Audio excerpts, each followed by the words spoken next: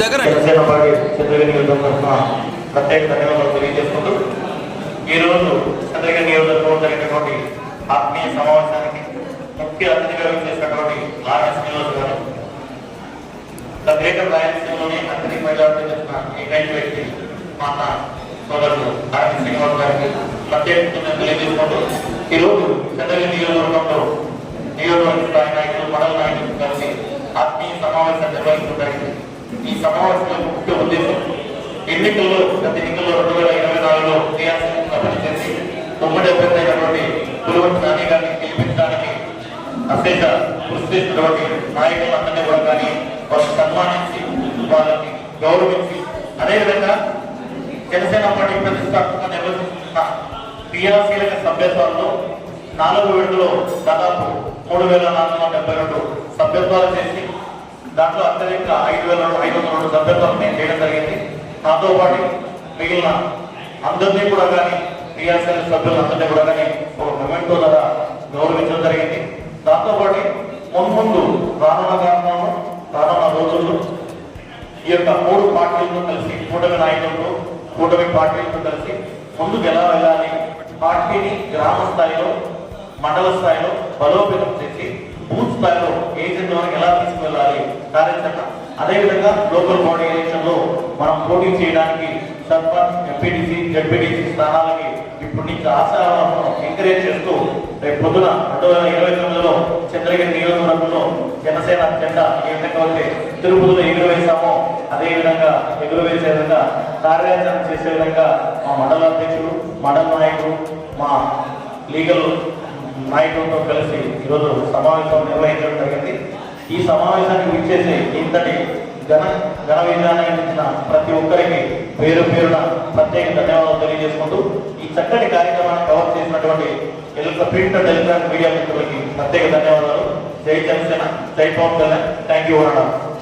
మా అంత సుభాష్ గారికి, మొదటిగా మా శ్యామలమ్మ గారికి, మరియు జనసేనని ముందుకు తీసుకెళ్తూ తన వంతు కృషి చేస్తూ తను ఎన్నో ఇబ్బందులు పడుతున్నా ఒడిదుడుకులను తట్టుకుంటూ అందరినీ బేసికల్గా లెవెల్ చేసుకుంటూ కొంచెం దాన్ని లెవెల్ చేయాల్సిన వాటిల్లో కూడా కొన్ని ఇబ్బందులకు గురవుతున్నా కూడా జనసేనని నేనున్నానంటూ తీసుకెళ్తున్న మన దేవర మనోహరణ గారికి ప్రత్యేక ధన్యవాదాలు.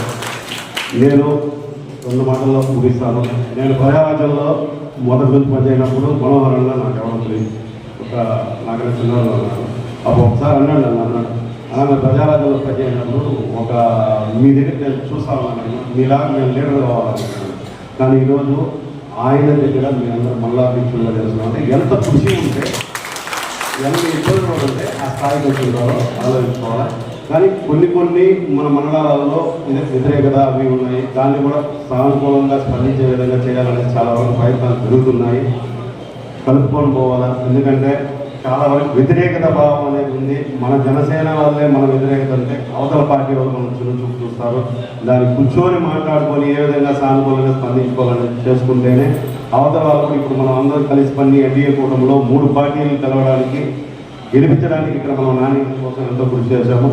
ఆయన్ని ఒప్పించడానికో మనం మెప్పించడానికో లేదు. పవన్ కళ్యాణ్ గారు మనం సీఎం కావాలనుకున్నాం, కానీ ఆయన తగ్గాడు. ఎక్కడ తగ్గాడు కాదు, ఎక్కడ నెగ్గాలని తెలిసి తగ్గి ఈరోజు 21 సీట్లకి కేవలం పరిమితమైనా కూడా పంచాయతీ రాజ్ నుంచి ప్రతి ఒక్కటి ఆయనకి స్వయానుభూతంగా ఆయనకి ఏం అడగకుండా కూడా ఏదైతే డెవలప్ చేయగలుగుతాడో పవన్ కళ్యాణ్ గారు అనేసి ఉద్దేశంతోనే చంద్రబాబు నాయుడు గారు ఇవ్వడం జరిగింది.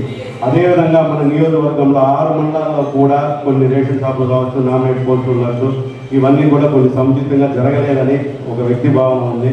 దాన్ని నేను మనోహరణ గారికి ఒక చిన్న విన్నపం ఏంటంటే, ప్రతి ఒక్కరికి మనసులో ఒక వేదన ఆవేదన ఉంది. నన్ను కలుపుకోలేదు, నన్ను గమనించలేదు, నాతో మాట్లాడలేదు అనేదంటే ఇక్కడ ఏదంటే ఆర్ఎన్ శ్రీనివాసులు గారు ఎంత అభిమానంగా వచ్చారో చూడండి. మన జనసేన ఎమ్మెల్యే కాబట్టి అభిమానంగా వచ్చి మనందరి సమస్యలు తీర్చడానికి కూడా మేము ఉంటాము. ఇక్కడ స్థానిక ఎమ్మెల్యే గారు చెప్తామన్నారు. మనం ఇంతమంది వచ్చినాము, ఇంతమంది ఒక్కసారి కూడా నాని అన్నగారి దగ్గరికి వెళ్ళి ఎమ్మెల్యే గారికి ఏమైనా మాకు ఈ అన్యాయం జరుగుతుందని అడిగితే ఖచ్చితంగా చేస్తారు. ఇదే విధంగా మనం ఎక్కడికి వెళ్ళినా కూడా మన నియోజకవర్గం ఇన్ఛార్జ్ గారు కూడా అందరికీ తెలియపరిస్తే అందరూ జన సైనికులు ఒక్కసారిగా కలిగినారంటే ప్రతి ఒక్కరి గుండెల్లో పడలేస్తుంది. దయవుంచి వ్యక్తి భావాలు ఇంకో విధంగా ఏదైనా ఉంటే 10 మందిలో కాకుండా సానుకూలంగా కూర్చొని సమస్యను పరిష్కరించే దిశగా ముందుకెళ్తే జనసేన రాబో నెక్స్ట్ ఎన్నికల్లో ఎమ్మెల్యే అభ్యర్థిగా మన జనసేన తరఫున మనోహరణ కావచ్చు నిలబడ్డారంటే ఖచ్చితంగా మనం దిశగా పోవచ్చు. అదేవిధంగా నేను ఎందుకు చెప్తున్నానంటే ఈ మాట కూడా ప్రతి ఒక్కరికి ఎమ్మెల్యే కావాలనే ఆశ అన్నీ ఉంటాయి, కానీ కలుపుకొని పోయే భావన. నేను ఎవరినైనా కూడా ముక్కుసూటిగానే మాట్లాడతాను, ఏ ఎమ్మెల్యే అయినా కావచ్చు ఎవరైనా కావచ్చు. అందరికి కూడా సభాపూర్వకంగా కోపం తగ్గించుకోవాలి.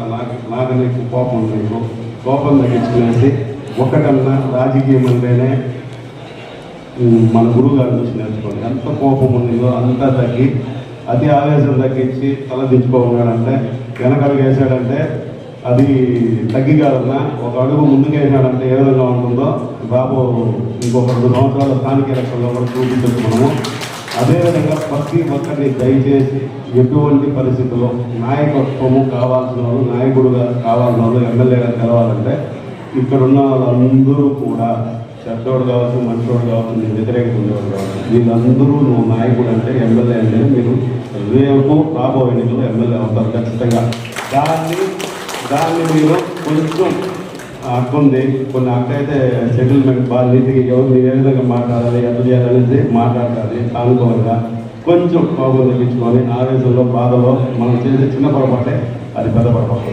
అది అవతల వారికి మనం ఇచ్చే అవకాశంగా మారుతుంది. దయచేసి అది లేకుండా మన జన సైనికులు రేపు స్థానిక ఎలక్షన్లో కావచ్చు, మనకు ఉన్న ప్రతి ఒక్క నియోజకవర్గంలో, మన నియోజకవర్గం ప్రతి ఒక్క మండలంలో మనం ఖచ్చితంగా పోటీకి సిద్ధంగా కూడా ఉంటాము.